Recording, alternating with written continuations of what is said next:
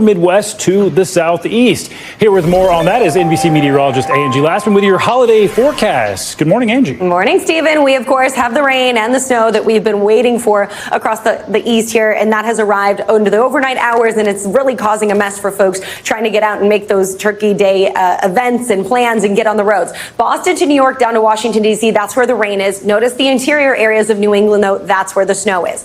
As we get through the second half of the day, a lot of that is going to work out from New York to Washington, D.C., even Boston. You'll start to see things wrapping up as the day comes to an end. But notice the snow sticks around into the evening hours. We're still going to be looking at likely the delayed travel, especially along I-95 and any of those outdoor activities like perhaps the Macy's Thanksgiving Day Parade. Still going to be dealing with the rain for at least the first half of the day. I don't think in places like New York City you'll see that rain come to an end until maybe mid-afternoon. So all of this being said, that means that it's going to be a slow go on the roads and potentially in the air in some spots. This is where the trouble spots are when it comes to the travel and just outdoor plans in general. But notice the rest of the country, essentially dry everywhere else. We've got San Francisco expected with mostly sunny conditions, mid-30s in Chicago, so chilly, but dry skies and even bright conditions there. Albuquerque ending up in the low 50s along with Little Rock. So most of us are going to be pretty good. We'll see the cold air settling in. But again, it's put things like I-95, I-90, I-70, parts of I-20 that could see some rain and potentially snow in some of those spots that'll likely make it a little more difficult for you to get where you're going.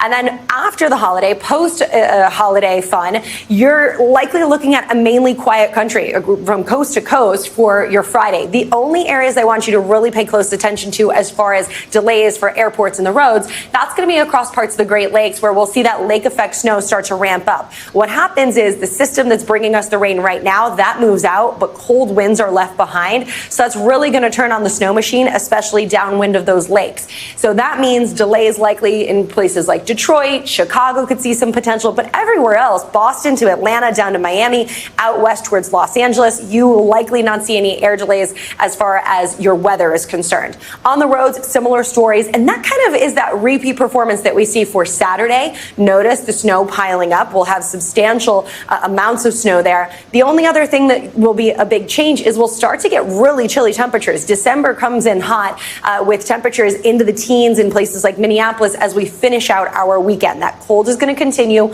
We'll see it as far south as places like Atlanta as we top out on Sunday just into the mid-50s. So chilly indeed.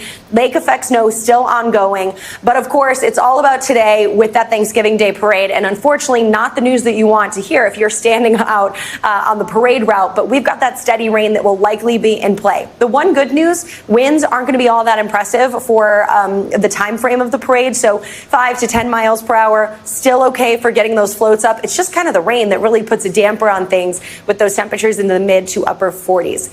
Big picture look for the winter alerts across the Northeast and New England, really. That's where, Stephen, we're going to be looking at the potential of a couple feet of snow to pile up by the time we get through the weekend.